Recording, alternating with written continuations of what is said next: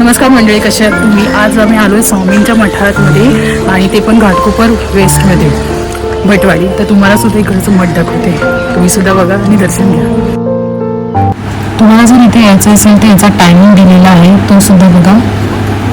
त्या टायमिंगला तुम्ही या आणि चढण्यावरती थोडंसं चढण आहे, 20-25 पायऱ्या असतील आणि आपण ते हमखास चढू शकतो. मस्त असं प्रसन्न वातावरण आहे, हे तुम्ही सुद्धा नक्की इथे या. या साईडला आपल्याला पाय धुण्यासाठी व्यवस्था केलेली आहे. मस्तपैकी असं पाय धुवून घ्या स्वच्छ आणि तिथे आपण दर्शनाला आतमध्ये जाणार आहोत. तर थोडीशी लाईन होतीच आणि वातावरण खूप छान होतं. तिकडे औदुंबराचं झाड सुद्धा होतं, आम्ही तिकडे सुद्धा दर्शन घेतलं आणि स्वामींचा हा फोटो किती छान वाटत. आतमध्ये वातावरण इतकं प्रसन्न वाटत होतं ना, आणि गर्दी थोडी कमी झालेली होती. दुपारचा टायमिंग होता आणि 12:30पर्यंत हा क्लोज होणार होता. त्याच्यानंतर परत संध्याकाळी 5:30 वाजता चालू होणार होता. तर तुम्ही पण ह्या टायमिंगलाच यायचा प्रयत्न करा.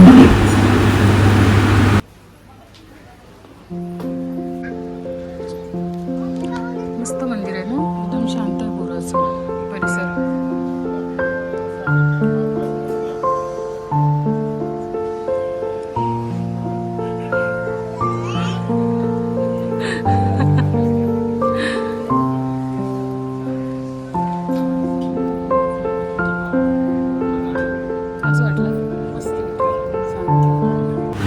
थोडा वेळ आम्ही तिकडेच बसलो आणि त्याच्यानंतर औदुंबर झाडाची आम्ही फेरी मारली आणि त्याच्यानंतर मम्मीने सुद्धा दर्शन घेतलं तिकडे.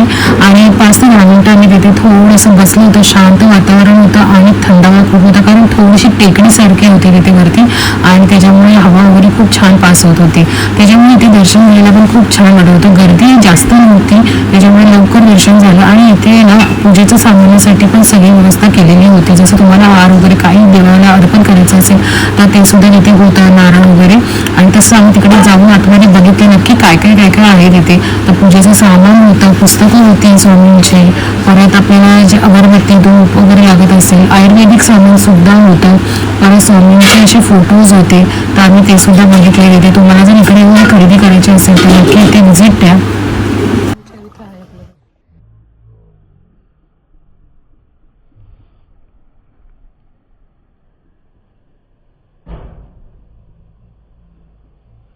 हा स्टॉल जरी छोटा असला तरी इथे भरपूर काही वस्तू होत्या अवेलेबल. मम्मीला आमच्या स्वामींच्या अनुभवाचं एक पुस्तक पाहिजे होतं, म्हणजे स्टोरी पाहिजे होती, अशी गोष्ट जी तिला ऐकण्यात खूप आवडते. आणि ते आम्ही त्या मुलीने विचारलं तर त्यांनी सांगितलं की पुढच्या आठवड्यामध्ये ते येईल म्हणून. आत्ता सध्या लाईनीत संपली होते. तर आम्ही त्यांना असं विचारल्यानंतर आम्ही भरपूर गोष्टी तिथे बघत होतो की काय असे नवीन प्रकार आलेले. तर रांगोळीचे साचे वगैरे होते, स्वामींचे वस्त्र होते, रांगोळीसाठी लागणारं आपल्याला ती डबी असते ती आहे तिथे, अगरबत्ती, धूप, कापूस, पुस्तकं, असे वेगवेगळे प्रकार आहेत. पण आयुर्वेदिकमध्ये पण तुम्ही जर विचारलं तर इथे आपल्याला किडनी स्टोनसाठी औषधं अवेलेबल आहेत, गोमूत्र सुद्धा आहे ओरिजिनलमध्ये. आणि काही आपल्याला प्रोडक्ट पाहिजे असतील तर ते सुद्धा अवेलेबल आहे तिथे. तर तुम्ही कधी इथे याल तर नक्की इथे व्हिजिट द्या आणि नक्की तुम्ही इथे बघा काय वस्तू आहेत. तर तेल सुद्धा आहे, देवाला आपल्याला पूजेला लावण्यासाठी लागतं, बत्तीला लावण्यासाठी लागतं तेल. परत आपल्याला ताट जे स्वामींना आपल्याला द्यायचं असेल, फूल, नारळ, अगरबत्ती वगैरे हे सगळे प्रकार असे तिकडे आहेत.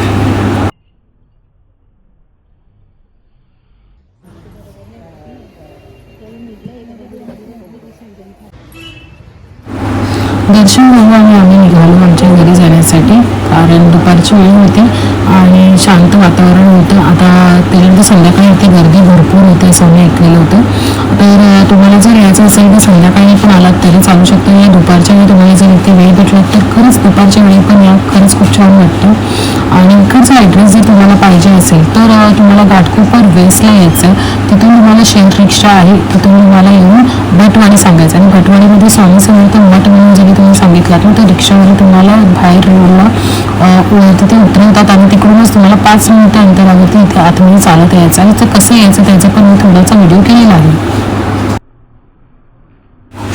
घाटकोपर हे स्वामींचं मठ तुम्हाला कसं वाटलं कमेंटमध्ये नक्की सांगा. अशीच भरपूर मोठ्यांचे मी व्हिडिओ करायचा प्रयत्न करणार आहे आणि तुम्हाला त्याच्याबद्दल इन्फॉर्मेशन द्यायचा प्रयत्न करणार आहे, जेणेकरून ज्यांना कोणाला तिथे जवळपास कोण राहत असेल आणि त्यांनी इकडे दर्शन घ्यायचं असेल तर तुम्ही नक्की इथे येऊन व्हिजिट करा आणि तुम्हाला थोडंफार इन्फॉर्मेशन माझ्याही ब्लॉगमधून भेटेलच.